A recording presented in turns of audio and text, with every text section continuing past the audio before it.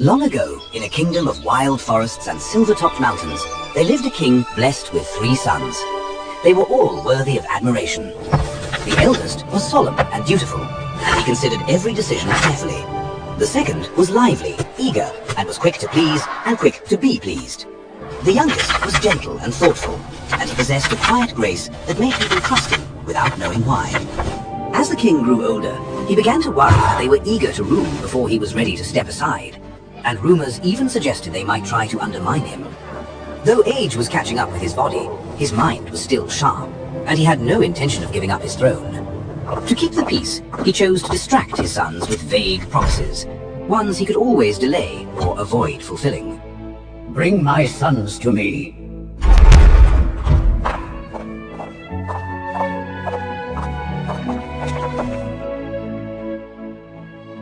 My sons, the time has come for me to consider which of you shall succeed me. I cannot choose by affection, for I hold each of you dear.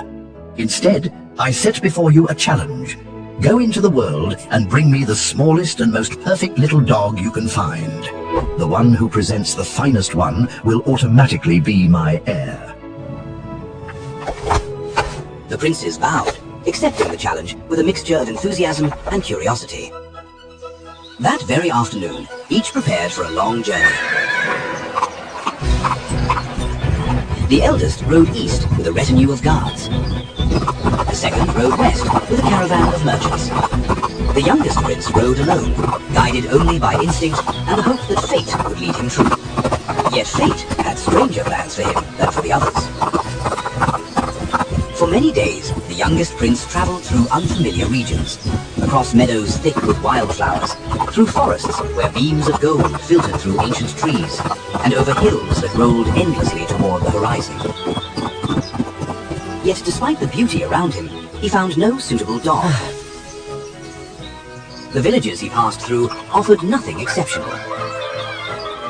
The inns were pleasant, the people kind, but no creature struck him as fit for such a royal request. One evening, just as the sky darkened into a stormy purple, thunder cracked across the heavens. A violent wind erupted, bending trees and sending leaves flying like scattered birds. Rain poured down in sheets so heavy that the prince could scarcely see the road. His horse reared, frightened. Seeking shelter, the prince urged his horse into a shadowed path between towering pines. Just as he thought he might be forced to spend the night cold and soaked, a sudden glow flickered ahead. There, rising like a dream from the forest, stood a castle, tall, luminous, and shimmering as if the stones themselves had been polished with moonlight. Golden torches illuminated balconies carved with delicate patterns. Not a single window was dark. With relief, the prince approached the gate and knocked. To his astonishment, it opened by itself. He entered cautiously. Instead of servants, dozens of cats greeted him. But they did not behave like ordinary animals. They walked upright, bowed with graceful courtesy, and wore small velvet collars adorned with tiny gems. One particularly dignified cat, tall and striped, approached and gestured, as clearly as any butler, for him to follow. The prince, though unsure whether exhaustion had blurred his senses, complied.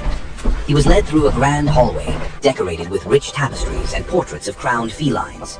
Soft music drifted from somewhere unseen. At last he was ushered through tall double doors into a magnificent chamber.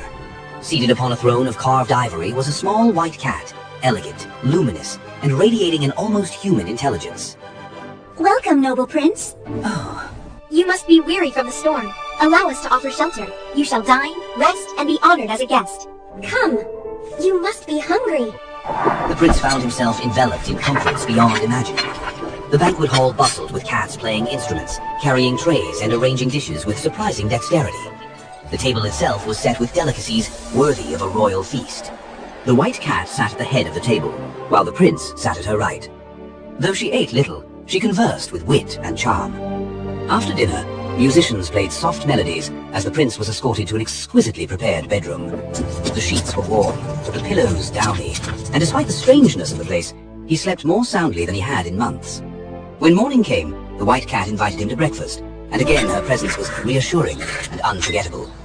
Day after day, week after week, the prince settled into life at the enchanted castle. There were games, music, dance, hunting parties in the forest, and discussions that stretched long into the night. The white cat was always near, wise, graceful, and strangely familiar. One evening, remembering his mission, he approached her. My lady, I fear I have stayed too long. I was sent by my father on a quest to find a small and perfect dog. I know, and you shall not fail. But you must remain here a little longer, 1 full year. When the time has passed, I shall give you a gift that will surpass anything your brothers bring. Her confidence, the warmth of her voice, and the comfort of the castle persuaded him. And thus, the year passed like a dream. When the year ended, the White Cat summoned him. It is time. Your father awaits. Take this walnut. Guard it carefully. A walnut? Do not open it until you stand before the king. Despite his doubts, the prince obeyed. He bid farewell to the White Cat, wondering why leaving her felt like a deeper loss than he expected. When he returned home, his brothers were already presenting their dogs, both rare and beautiful. Yet, when the king cracked open the walnut the prince carried, everyone gasped. Inside sat a dog so tiny, so delicate, and so perfectly formed that it seemed crafted from pure light. This is indeed the finest. But instead of crowning the prince, the king set a second challenge. Bring me the finest piece of cloth, so fine that it can pass easily through the eye of a needle. The princes exchanged uneasy glances, but the challenge was accepted. Once again, the youngest prince returned to the White Cat.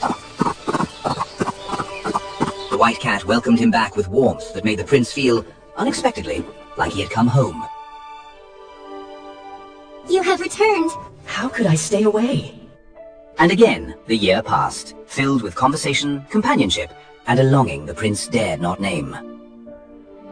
Give this to your father. When the time came, the White Cat presented him with another small object. But do not open it beforehand. The prince obeyed. When the king opened the box, he found a roll of cloth so fine that it looked like mist spun into thread. When he lifted it, it flowed like water and passed effortlessly through the eye of the smallest needle in the kingdom. Again, the king was astonished, but he was still reluctant to relinquish his crown. A third challenge. Bring me the most beautiful bride, and I will name my heir. The prince felt a strange mixture of dread and hope. Who could be more beautiful? For whom could be more beautiful, more captivating than the White Cat? The prince hurried back to the castle, and when the White Cat saw him, her sapphire eyes brightened, but with sadness. You have come for the final time. The king demands a bride. I know, and perhaps I can be what you need. There is something you must do, though it will pain you. What is it? I will do anything for you. You must take your sword and cut off my head and my tail. Never. I could not harm you. You must, for only then will the enchantment end. And you are certain that this is the only way? Trust me. With trembling hands and tears in his eyes, the prince lifted his sword. The White Cat, serene and fearless, bowed her head. He struck once, and in a burst of golden light, the small feline form dissolved. When the brilliance faded, a young woman stood before him, radiant, graceful, and astonishingly beautiful. The prince stared, speechless. You have freed me. The entire castle trembled, then transformed, and everywhere cats turned into people. Noble courtiers, loyal servants, guards, musicians, all restored to their true forms. Come. Let us present ourselves to your father. The prince and the princess traveled together, their carriages filled with the newly restored court. Along the way, the prince felt joy so profound, it frightened him. He had admired the White Cat's mind and spirit. Now he saw the woman behind the enchantment, and found her even more extraordinary. When they arrived at the palace, the king was astonished by the magnificent procession, and when he saw the princess, he could not deny her beauty, elegance, and undeniable royal bearing. My son, you have indeed brought the most beautiful bride. You shall be my heir. The eldest brothers, though disappointed, could not deny the fairness of the judgment. The kingdom erupted with celebration. The prince and the princess were married in a ceremony that lasted 3 days and nights. And when the festivities ended, the king honored his promise. The youngest prince and his bride received the crown. The elder brothers were granted rich provinces to rule wisely. But even greater happiness awaited the prince and his princess.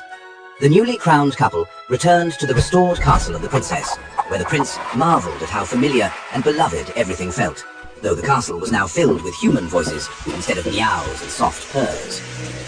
I was cursed as an infant by spiteful fairies, and my kingdom was transformed along with me.